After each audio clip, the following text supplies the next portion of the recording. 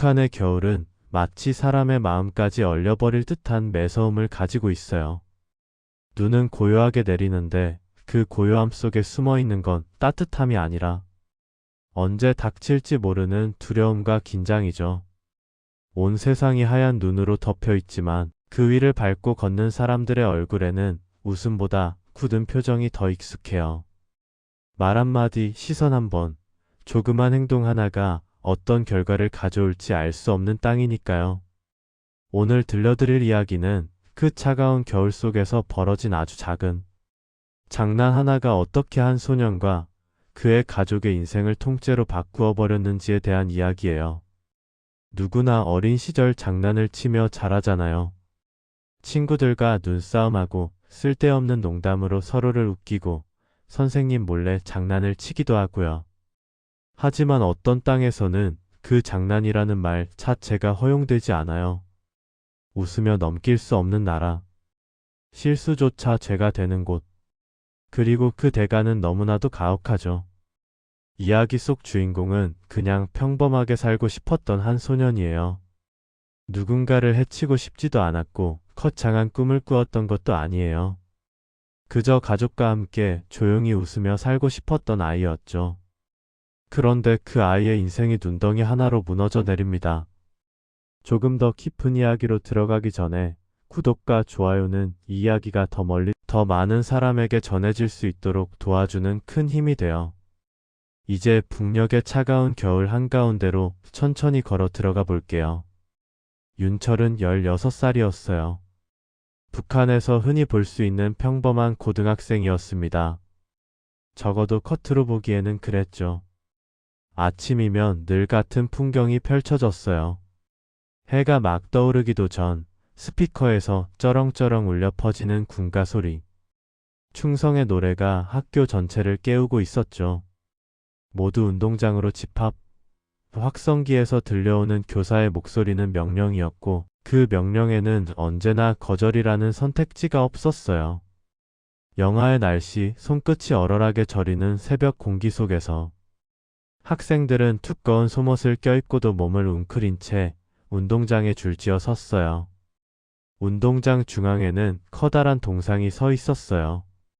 석상은 학생들을 내려다보듯 굳은 표정을 하고 있었고 그 앞에 서면 누구든지 자신이 작아지는 기분이 들었죠.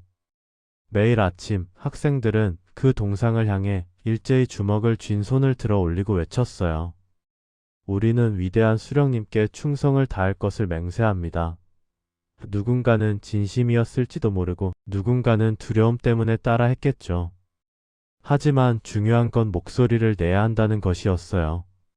입을 다무는 건 곧 의심의 대상이 되는 곳이었으니까요. 윤철도 그 줄에 서 있었습니다. 얼굴은 아직 앳됐지만 눈빛에는 이미 어른들의 세계에서 살아남기 위한 조심스러움이 스며 있었어요. 선생님들은 어릴 때부터 반복해서 말했어요. 저 동상에 흠집이라도 나면 그건 개인의 죄가 아니라 가문의 죄다. 알겠나? 아이들은 그 말을 그냥 겁주려고 하는 말로 듣지 않았어요.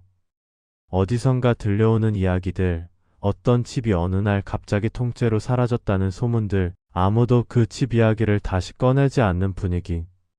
그 모든 것이 그 말이 진짜라는 걸 알려주고 있었죠. 윤철의 부모님은 평범한 노동자였어요. 특별한 권력도 큰 죄도 없는 사람들이었습니다.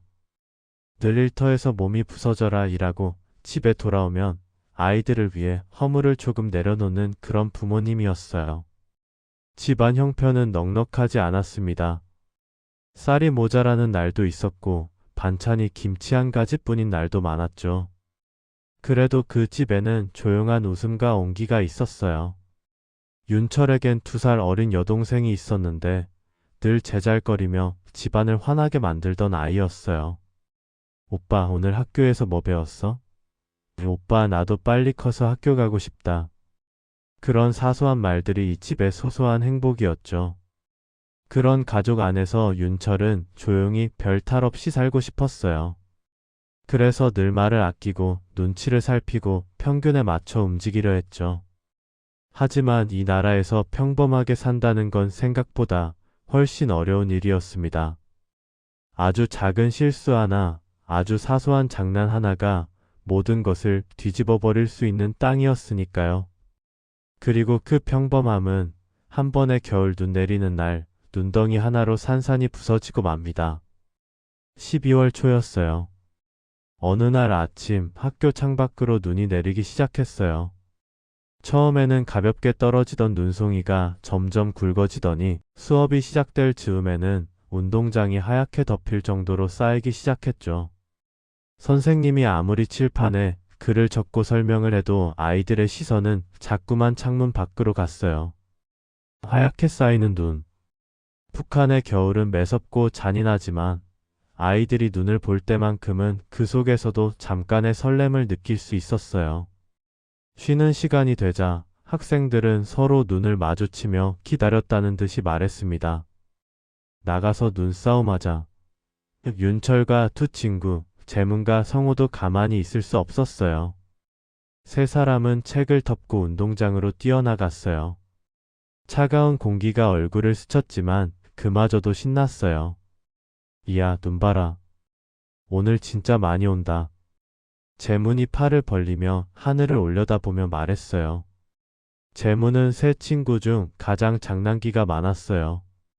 항상 분위기를 띄우고 자잘한 농담으로 주변을 웃게 만들었죠. 성호는 그 반대였어요. 눈치를 잘 보고 어른들의 표정 변화를 누구보다 빠르게 읽는 아이였습니다. 말수가 적은 대신 머리가 빨리 돌아가는 편이었어요. 그리고 윤철은 그 중간 어딘가에 있는 아이였죠.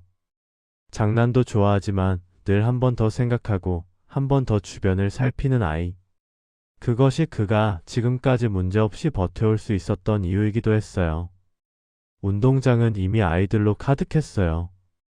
눈덩이가 이리저리 날아다니고 누군가는 넘어져도 깔깔 웃으며 일어나고 누군가는 장난스럽게 도망치며 소리를 질렀죠. 그 순간만큼은 아이들이 정치도 사상도 감시도 잊고 그저 아이로 돌아갈 수 있는 시간 같았어요. 윤철도 오랜만에 가슴 깊숙이 숨겨둔 웃음을 꺼내어 올렸어요. 손으로 눈을 잔뜩 모아 단단하게 뭉치고 야, 재문아. 이번엔 너 맞는다. 라고 외치며 웃었죠. 재문은 일부러 더 과장된 표정으로 팔을 벌리며 말했어요. 오냐, 덤벼라. 이 몸이 다 받아주마. 성호는 두 사람을 보며 한 걸음 뒤로 물러나 있었어요. 그는 늘 조금 떨어진 곳에서 상황을 파악하는 편이었죠. 야, 둘 다 너무 티나게 놀지 마라. 선생님한테 걸리면 또 뭐라 한다. 하지만 그 말에도 둘의 웃음은 쉽게 줄어들지 않았어요. 오랜만에 느끼는 해방감 같은 거였죠. 그때까지만 해도 그들은 몰랐어요. 그 장난 한 번이 앞으로 어떤 일을 불러올지. 행복한 순간은 늘 그렇듯 너무 짧게 지나가곤 합니다. 그리고 그 짧은 순간 뒤에는 어떤 그림자가 따라 붙는지 아무도 모른 채 말이죠. 윤철은 손에 쥔 눈덩이를 한 번 더 꾹 눌러 단단하게 만들었어요. 이번엔 진짜다. 도망 못 간다. 재문은 키득거리며 뒤로 한 발짝 물러나더니 장난스럽게 외쳤어요. 야, 윤철이 너 못 맞추면 오늘 내가 이긴다. 그 웃음소리는 너무나 평범한 10대 남학생의 소리였어요. 누가 봐도 그저 친구들끼리 떠드는 소리였을 뿐이죠. 윤철은 크게 팔을 뒤로 쳐쳤다가 숨을 한번 들이마시고 눈덩이를 힘껏 던졌어요. 공기 속을 가르는 눈덩이의 궤적이 순간 느리게 보였어요. 재문은 장난스럽게 몸을 옆으로 피했어요. 이야 거 봐라. 못 맞추지. 눈덩이는 재문을 향하던 궤도에서 살짝 빗나가 허공을 크게 그리며 운동장 중앙 쪽으로 날아갔어요. 그리고 퍽. 둔탁하지만 분명한 소리가 났어요. 눈덩이는 운동장 중앙에 세워진 그 커다란 동상의 턱 부분에 정확히 맞았습니다. 순간 대리석 표면에 하얀 얼음가루가 튀었고 눈덩이 일부가 부서지며 잔해가 바닥으로 떨어졌어요. 아이들은 동시에 굳어버렸어요.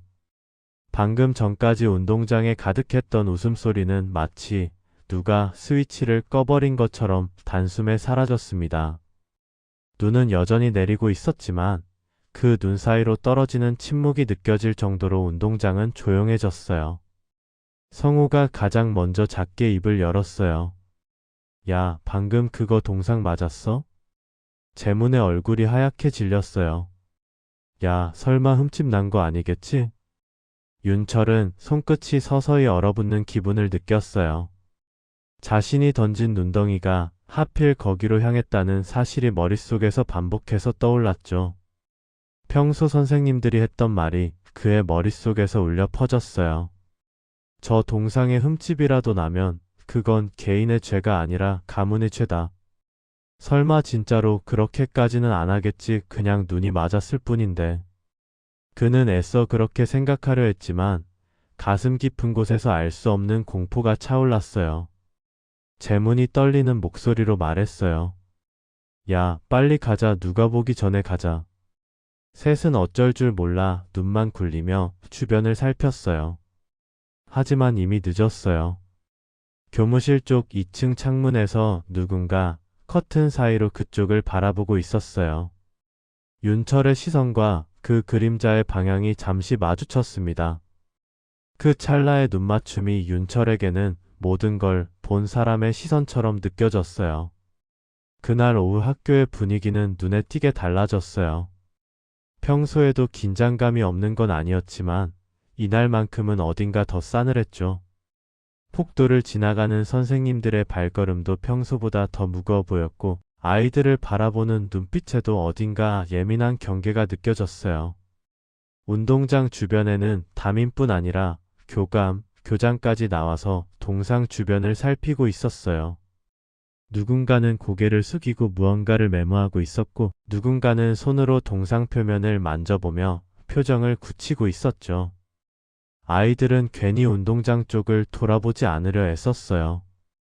점심시간에도 식당 안말 소리는 평소보다 줄어들었고 누군가 작은 소문을 흘리기 시작했어요. 야, 들었냐? 동상 턱 쪽에 흠집 났대. 진짜냐? 그럼 이거 큰일 나는 거 아니야? 보이부 온다는 말도 있다던데. 그 말이 퍼지는 속도는 눈이 쌓이는 속도만큼이나 빨랐어요. 윤철은 식판 위에 올려진 밥을 한 숟가락도 제대로 삼키지 못했어요. 입은 움직이는데 맛은 느껴지지 않았어요. 머릿속에는 눈덩이가 날아가는 장면, 동상에 맞던 소리, 그리고 2층 창문 너머에서 그들을 내려다보던 시선. 그것들만 계속 반복됐어요. 그날 밤 집으로 돌아온 윤철은 팝상 앞에서도 말을 아꼈어요. 어머니가 물었죠. 왜 이렇게 말이 없니 오늘은? 학교에서 힘든 일 있었니? 윤철은 잠시 망설이다가 고개를 저었어요. 아니에요. 그냥 조금 피곤해서. 아버지는 그의 표정을 조용히 바라보았지만 더는 묻지 않았어요. 하지만 그날 밤 윤철은 좀처럼 잠들 수 없었어요. 천장만 바라보다 눈을 감으면 운동장에서의 그 순간이 다시 떠올랐어요. 그냥 눈덩이 하나였는데 정말 그게 이렇게 큰 문제가 되는 걸까? 하지만 그는 이미 알고 있었어요. 이 나라에서는 그냥 우연히 실수로 라는 말이 통하지 않는다는 걸. 불안은 눈송이처럼 조용히 쌓이다가 어느 순간 무너지듯 무게를 드러내죠. 그리고 그 불안은 단 하루 만에 현실이 되어버립니다. 다음 날 아침 학교 정문 앞에는 검은색 차량 2대가 서 있었어요. 학생들은 차량의 모양만 보고도 그 차가 어디에서 온 것인지 본능적으로 알 수 있었어요. 보이부. 아이들의 목소리는 조용한 속삭임으로 바뀌었어요. 야, 저 차 봤어? 우리 동네에도 가끔 온다던데. 누가 잡혀간 때 동상건 때문인가? 괜히 얽히지 마라. 아예 쳐다보지도 말자. 등굣길의 발걸음이 하나둘 느려졌어요. 누군가는 갑자기 화장실로 향했고 누군가는 일부러 운동장 반대편을 돌아 교실로 들어갔죠. 하지만 도망칠 수 있는 곳은 어디에도 없었어요. 3교시가 끝났을 때쯤 조용하던 폭도에서 단단한 구두 소리가 울려 퍼지기 시작했어요. 그리고 곧 그 소리는 윤철의 반 교실 문 앞에서 멈췄어요. 철컥. 문이 열리는 소리와 함께 두 사람의 그림자가 교실 안으로 들어왔어요. 보이부원 2명이었습니다. 그들의 복장은 군인과 비슷했지만 그보다 더 딱딱하고 더 차가운 느낌이었어요. 교실 안 공기는 누군가 숨을 꾹 누른 것처럼 갑자기 무거워졌어요. 아이들은 동시에 자리에서 일어나 그들을 바라봤어요. 보이부원 중 한 명이 앞으로 나와 말했습니다. 어제 오후 학교 동상에 손상이 있었다. 그의 목소리는 크지 않았지만 단호하게 박혔어요. 학생 중 누가 그 주변에 있었는지 조사할 것이다. 오늘부터 이 반 학생들은 순서대로 조사를 받게 된다. 아이들 사이에서 숨죽인 듯한 긴장이 돌았어요. 윤철은 심장이 바닥으로 떨어지는 기분이었어요. 아, 이거 진짜로 온 거구나. 그는 손을 꽉 쥐었어요. 손바닥에는 이미 식은 땀이 맺히고 있었죠. 조사는 곧 시작됐어요. 학생들은 한 명씩 이름이 불릴 때마다 폭도를 지나 긴 조사실로 들어갔어요. 조사실 문은 두꺼운 철문이었고 문이 닫힐 때마다 쾅 하는 소리가 복도 끝까지 울려 퍼졌죠. 폭도에 남아있는 아이들은 그 소리에 몸을 움찔했고 누구도 이야기하려 들지 않았어요. 잠시 후 첫 번째로 들어갔던 학생이 창백한 얼굴로 돌아왔어요. 친구들이 몰려와 물었죠. 뭐 물어봤냐? 너 누구 얘기했냐? 그 학생은 고개를 설레설레 저으며 말했어요.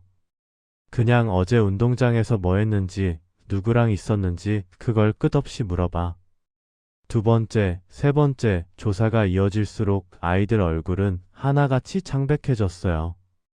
잠시 뒤 재문의 이름이 불렸어요. 김재문 나와보라.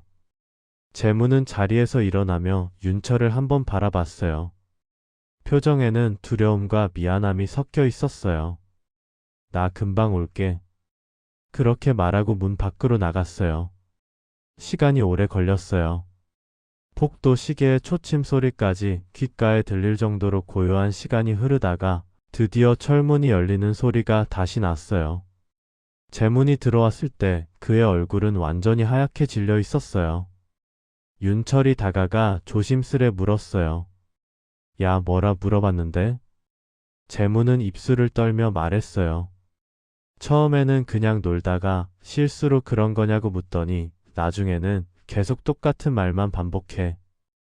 누가 먼저 던졌나? 누가 제일 크게 웃더냐?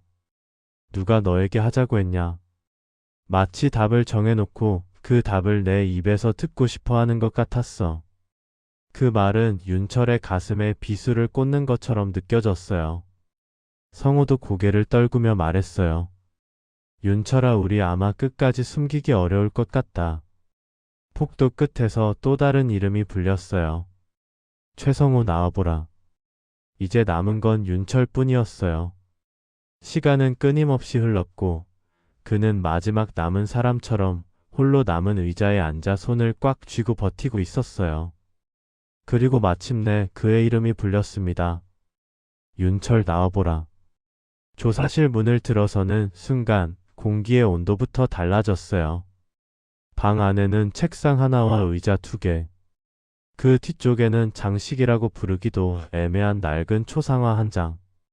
그리고 정면에서 그를 바라보는 보이부원의 눈빛.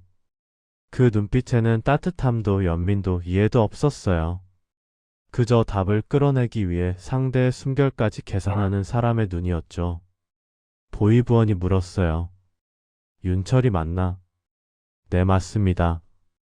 어제 동상 주변에서 놀았지. 질문이 아니라 확신에 가까운 어조였어요. 윤철은 숨을 들이쉬고 답했습니다. 얘 눈이 많이 와서 친구들이랑 눈싸움을. 보이부원의 손이 책상 위에 놓인 펜을 딱 하고 쳤어요. 장난이었다고 말하고 싶은 거겠지.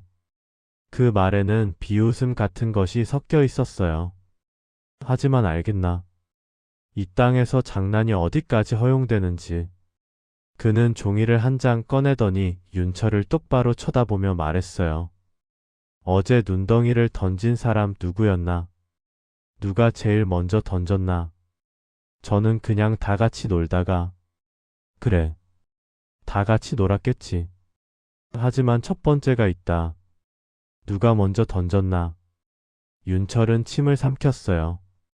그의 머릿속에는 눈덩이를 던지며 웃던 자기 모습이 선명하게 떠올랐어요. 그가 던진 그 눈덩이가 동상에 맞았다는 사실도요. 저는 동상을 겨냥한 게 아니었습니다. 그냥 친구를. 보이부어는 질문을 바꾸지 않았어요. 누가 가장 크게 웃었나? 누가 너에게 한번 던져보자고 했나? 질문은 계속 반복됐고 말은 점점 더 좁은 틀 안에 갇혀갔어요. 윤철은 어느 순간 어떤 말을 해도 이미 결과는 정해져 있는 것 같은 기분이 들었어요. 그는 떨리는 목소리로 말했어요. 그냥 제가 눈을 던졌습니다. 보이부원의 펜이 멈췄어요. 그래. 인정하는구나. 하지만 그 순간 그의 입꼬리가 아주 미세하게 올라갔어요. 그건 안도의 표정이 아니라 원하던 답을 얻었다는 만족감에 가까웠어요. 너 이게 어떤 의미인지 아나? 저는 그냥 장난으로. 장난이었다고 해도 당의 상징에 위해를 가한 건 사실이다. 그건 사상적 일탈이자 충성심의 문제다. 충성심. 이 땅에서 가장 무거운 단어 중 하나였어요. 조사는 몇 시간 동안 이어졌어요. 같은 질문, 다른 방식, 계속되는 확인. 방 안의 공기는 점점 탁해졌고 윤철의 정신은 서서히 달아갔어요. 그는 결국 흰 종이 위에 손이 떨리는 상태로 차필로 몇 줄을 적어야 했어요. 저는 동상에 눈덩이를 던진 사실을 인정합니다. 그 한 줄이 이후 그의 인생을 완전히 다른 방향으로 돌려버리는 문장이 됩니다. 조사가 끝난 뒤 그는 겨우겨우 다리를 움직여 교실로 돌아왔어요. 재문가 성우가 그를 걱정스러운 눈으로 바라봤어요. 야, 괜찮냐? 윤철은 입술을 깨물며 겨우 말했어요. 나 그냥 솔직히 다 말했어. 그 말에 두 친구의 눈빛이 흔들렸어요. 세 사람 사이에 길고 무거운 침묵이 흘렀어요. 그리고 그 침묵은 곧 그들의 가족에게까지 번져가기 시작합니다. 며칠 뒤 학교에서는 겉으로 보기엔 아무 일도 없었다는 듯 수업이 이어졌어요. 하지만 아이들은 알고 있었어요. 이런 일은 조용히 그러나 철저하게 이어진다는 것을. 윤철의 집 근처에서도 눈에 띄게 변화가 느껴지기 시작했어요. 골목에서 이웃들이 그들을 바라보는 시선이 조금씩 달라졌어요. 누군가는 괜히 눈을 피했고 누군가는 멀리서 속삭이며 그 집 창문을 힐끗 쳐다봤어요. 윤철이 집으로 들어갈 때면 골목 끝에서 낮은 목소리가 들렸어요.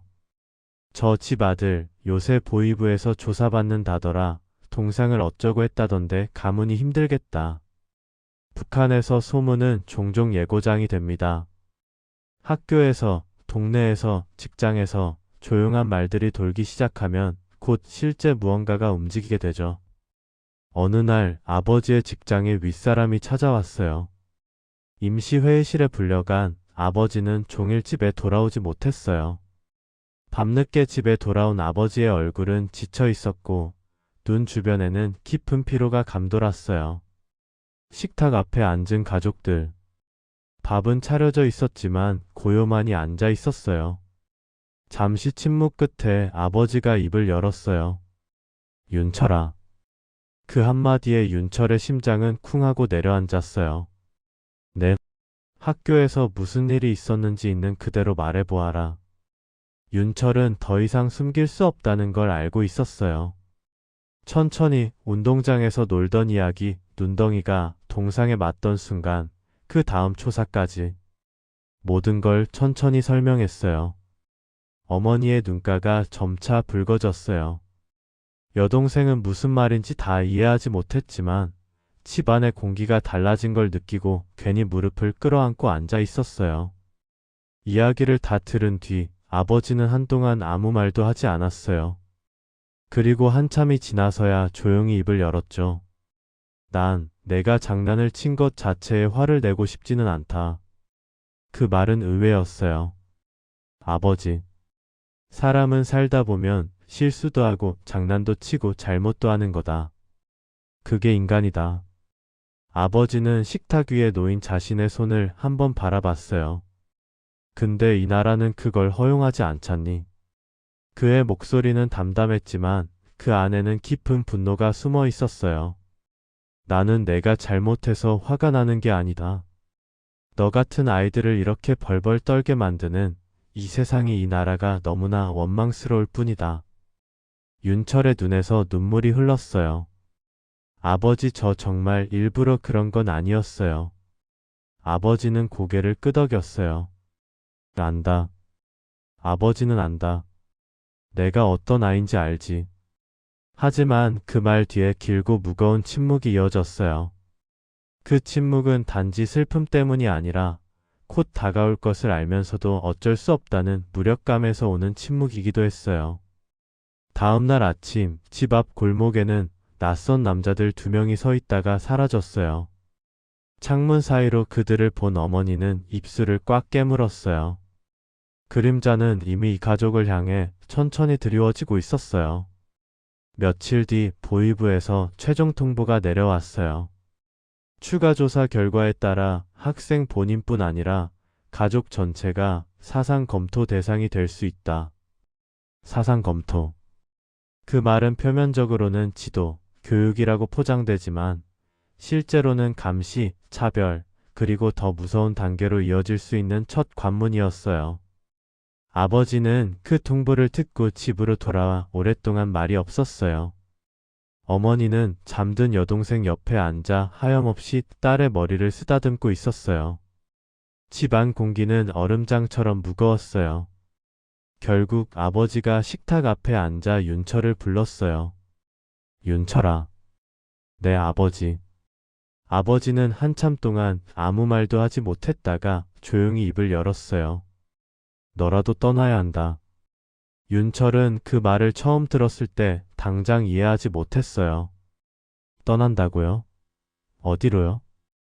아버지는 윤철을 똑바로 바라보았어요. 우리와 함께 있으면 너까지 같이 무너진다.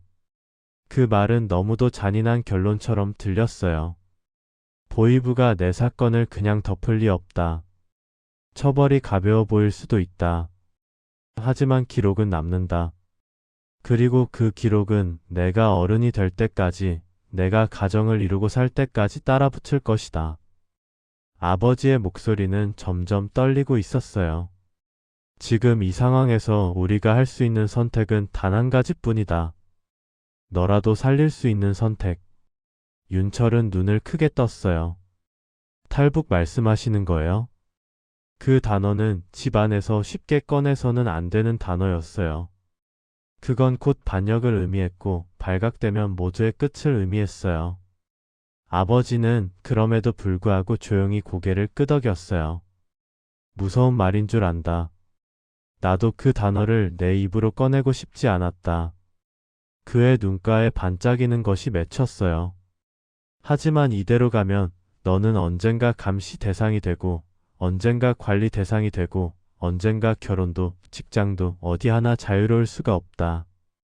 아버지는 손을 꽉 쥐었다 폈다를 반복했어요. 아버지가 너에게 해줄 수 있는 건 이 선택뿐인 것 같다. 윤철은 고개를 숙였어요.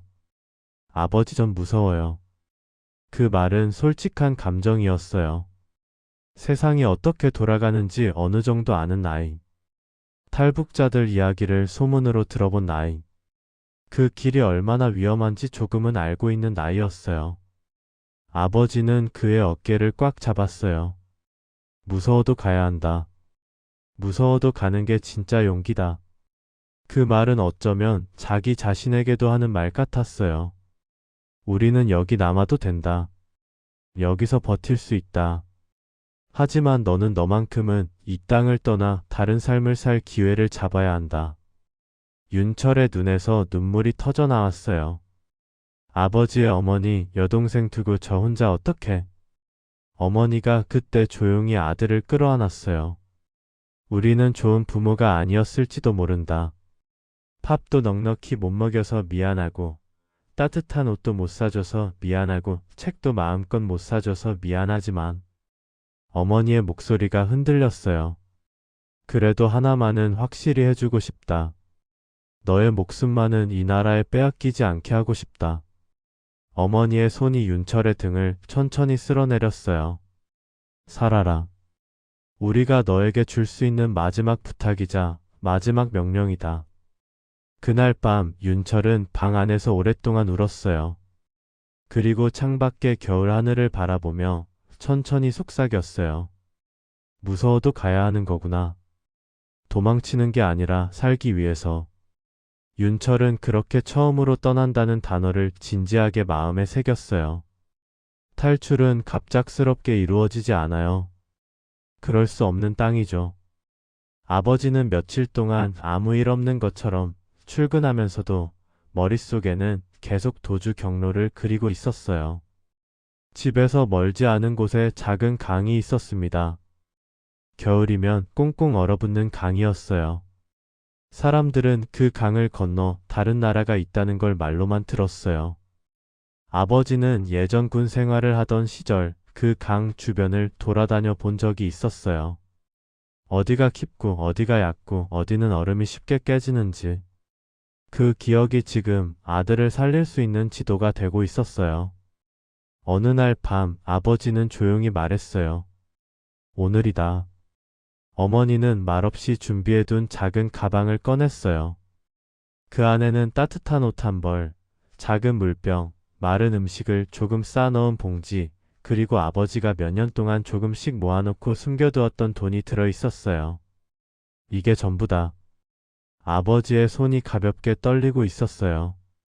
여동생은 이 상황을 다 이해하지는 못했지만 집안의 분위기가 심상치 않다는 걸 알고 있었어요. 오빠 어디가? 윤철은 여동생을 바라보며 목이 메었어요. 나 공부하러 먼데 좀 갔다 올게. 여동생은 슬픈 기색도 모른 채 그저 해맑게 웃으며 말했어요. 그럼 나중에 재밌는 이야기 많이 들려줘. 그 말이 윤철의 가슴을 더 아프게 찔렀어요. 어머니는 아들의 옷깃을 매만지며 말했어요. 길을 가다가 누굴 믿을지, 어디를 지나갈지, 어떤 말을 해야 할지 늘 조심해라. 여기서 했던 것처럼 너무 조용하게만 살 필요는 없지만, 그래도 한 번 더 생각하고 말해라. 아버지는 문 앞에 서서 마지막으로 아들을 바라봤어요. 여기서 삶을 이어가는 건 우리 몫이다. 너는 살아서 언젠가 어디선가 내 인생을 내 뜻대로 살 수 있으면 좋겠다. 윤철은 눈물 때문에 흐릿해진 시야로 두 사람을 번갈아 보다가 머리를 깊게 숙였어요. 살아 돌아올 수 있다면 꼭꼭 다시 보러 오겠습니다. 하지만 그 약속이 어떤 의미를 가지는지 그도 알고 있었어요. 북한을 떠난다는 건 다시 돌아올 수 없다는 말과 거의 같았으니까요. 새벽 2시. 온 세상이 잠든 시간. 윤철은 조용히 문을 열고 차가운 겨울밤 공기 속으로 나섰어요. 눈은 그쳤지만 땅 위에는 여전히 하얀 눈이 소복하게 쌓여 있었어요. 발자국 하나하나가 선명하게 찍혀 남는 밤이었어요. 그는 발자국이 눈에 띄지 않도록 굳이 사람들이 잘 다니는 길이 아닌 옆길과 어두운 골목을 택해 걸었어요. 바람이 불어와 옷깃 사이로 파고들었지만 그는 멈추지 않았어요. 멈추면 안 된다. 뒤돌아보면 안 된다. 지금 이 길은 살기 위한 길이다. 가로등은 거의 없었고 하늘의 별빛만이 희미하게 길을 밝혀주고 있었어요. 산길을 한참 걸어 숲을 지나고 낮은 언덕을 넘어갈 때쯤 멀리서 작은 강물이 흐르는 소리가 들려오기 시작했어요. 거기에는 그가 넘어야 할 경계가 있었어요. 강은 얼어 있었어요. 겉보기에는 단단한 얼음장처럼 보였지만 어디는 얇고 어디는 속이 비어 있었어요. 윤철은 아버지가 알려준 대로 눈으로 먼저 얼음의 색을 살폈어요. 짙은 색은 아직 물이 흐르고 있다는 뜻일 수도 있었고 불규칙하게 갈라진 얼음은 금방이라도 깨질 것처럼 보였어요. 그는 최대한 흰 눈이 두껍게 덮인 부분을 골라 조심스럽게 발을 내디뎠어요. 찍! 발밑에서 얼음이 미세하게 갈라지는 소리가 들렸어요. 윤철의 심장이 뛰기 시작했어요. 괜찮아, 조금씩 조금씩. 그는 숨을 얕게 쉬며 한 걸음 또 한 걸음을 내디뎠어요. 얼음 위에 발을 올릴 때마다 멀리 있는 나무들이 조금씩 움직이는 것처럼 보였어요. 한 발을 내디딜 때마다 혹시 이번엔 깨지는 건 아닐까 하는 불안이 머릿속을 스쳤어요. 바람이 불어와 귀를 때렸어요. 볼은 얼어붙을 듯 아팠지만 손으로 얼굴을 감싸거나 몸을 움츠릴 여유는 없었어요. 그는 온 신경을 발밑에 집중해야 했어요. 찌지직. 한 번 더, 이번에는 조금 더 큰 소리가 났어요. 윤철은 본능적으로 몸을 멈췄어요. 심장은 목까지 차오른 것처럼 쿵쾅거렸어요. 그는 조심스럽게 주변을 둘러봤어요. 뒤쪽 어딘가에서는 멀리게 짖는 소리가 들려왔어요. 군견. 시간이 많지 않다는 뜻이었어요. 그는 이를 악물고 다시 발을 떼었어요. 몸을 최대한 낮게, 중심을 넓게 잡고 빙판 위를 미끄러지듯 이동했어요. 얼음 사이로 어두운 물빛이 보일 때마다 가슴이 철렁 내려앉았지만 그는 뒤돌아보지 않았어요. 여기서 멈추면 우리 가족도 끝이야. 그는 스스로에게 그 말을 계속 반복했어요. 눈물인지 찬 공기 때문인지 눈가가 시큰거렸어요. 강의 중간쯤에 섰을 때 그는 잠시 숨을 고르며 뒤를 돌아보았어요. 멀리 흐릿하게 보이는 마을 불빛. 그 안에서 아버지, 어머니, 여동생이 지금 이 시간에 무엇을 하고 있을지 떠올랐어요. 어쩌면 세 사람도 잠들지 못한 채 어둠 속에서 이 강을 바라보고 있을지도 몰랐어요. 윤철은 입술을 꾹 깨물었어요. 제가 반드시 살아남겠습니다. 그는 그렇게 속삭이고 다시 앞으로 발을 옮겼어요. 얼음 밑에서는 여전히 물이 흐르고 있었어요. 겨울 강물의 소리는 낮게 울리는 경고처럼 들지만 그 소리 위로 조금씩 가까워지는 군견의 짖는 소리, 그리고 어딘가에서 들려오는 차량 소리 같은 것들이 겹쳐지기 시작했어요. 시간은 그를 기다려주지 않았어요. 마침내 강 건너편 땅이 가까워졌어요. 몇 걸음만 더 나아가면 그는 얼음이 아닌 단단한 흙 위에 설 수 있었어요. 마지막 두 걸음. 얼음은 조금 더 불안하게 흔들렸지만 버텨줬어요. 그리고 그는 강 건너편 땅을 힘껏 디뎠어요. 그 순간 다리가 풀리듯 바닥에 주저앉아 버렸어요. 차가운 눈이 바지에 묻었지만 그는 상관하지 않았어요. 숨이 거칠게 들이켜졌고 심장은 아직도 요동치고 있었어요. 건넜다, 이제 건넜다. 그는 손으로 얼굴을 가리며 소리 없이 울었어요. 긴장과 두려움, 후회와 안도, 모든 감정이 한꺼번에 무너져 내려 눈물로 쏟아졌어요. 하지만 그곳이 끝은 아니었어요. 그저 한 경계를 넘었을 뿐이었죠. 강을 건너고 나서도 윤철의 여정은 계속됐어요. 그는 어두운 숲길을 따라 한참을 더 걸어야 했어요. 언제 어디서 누가 나타날지 모르는 곳. 그러나 얼음 위보다는 그래도 조금 덜 무서웠어요. 어느 순간부터 멀리서 낯선 말투의 목소리가 들려오기 시작했어요. 그리고 얼마 지나지 않아 눈 덮인 언덕 너머에서 환한 손전등 빛이 그를 향해 다가왔어요. 거기, 멈추세요. 낯선 억양. 하지만 그 말이 가지는 의미는 그에게 한 가지였어요. 여긴 더 이상 푹이 아니다. 윤철은 본능적으로 두 손을 들었어요. 저는 살고 싶어서 왔습니다. 그 말은 떨림으로 가득했지만 그 안에 담긴 진심은 뒤섞인 공기 속에서도 분명히 느껴졌어요. 남측 군인들은 처음에는 경계했지만 곧 그가 맨몸에 아무 무기도 들고 있지 않다는 것을 확인하고 조심스럽게 다가왔어요. 괜찮아요. 이제 안전한 곳으로 데려가 줄 겁니다. 그 말을 듣는 순간 윤철의 다리는 힘이 풀렸어요. 그는 그 자리에서 천천히 무릎을 꿇듯 주저앉았어요. 지금까지 꾹 참아왔던 눈물이 다시 한번 쏟아졌어요. 보호시설로 옮겨지고 나서도 한동안 윤철은 긴장 상태에서 벗어나지 못했어요. 낯선 방, 낯선 침대, 낯선 사람들. 모든 게 믿기지 않았어요. 하지만 시간이 지나며 조금씩 몸의 긴장이 풀리기 시작했어요. 따뜻한 국물을 먹을 때, 전기불 아래에서 부드러운 이불을 덮고 누울 때, 누군가 다정한 목소리로 괜찮아요. 이제 안전해요. 라고 말해줄 때면, 그는 이 모든 게 꿈은 아닐까 하는 생각이 들면서도 한편으로는 살았다는 실감이 났어요. 어느 날 보호 담당자가 조용히 물었어요. 그래서 왜 탈북을 결심한 거야? 윤철은 잠시 말을 잃었어요. 그리고 천천히 입을 열었죠. 그날 눈이 많이 왔습니다. 우리는 그냥 아이처럼 놀았어요. 그런데 제가 던진 눈덩이가 동상에 맞았습니다. 그냥 진짜로 그냥 장난이었어요. 근데 그 장난 때문에 제가 우리 가족이 다 무너질 수 있다는 말을 들었습니다. 그래서 도망친 게 아니라 살려고 여기까지 왔습니다. 보호 담당자는 한동안 아무 말도 하지 않고 그의 말을 들었어요. 그리고 조용히 말했죠. 그건 너의 잘못이 아니야. 내가 선택해서 벌어진 일이 아니야.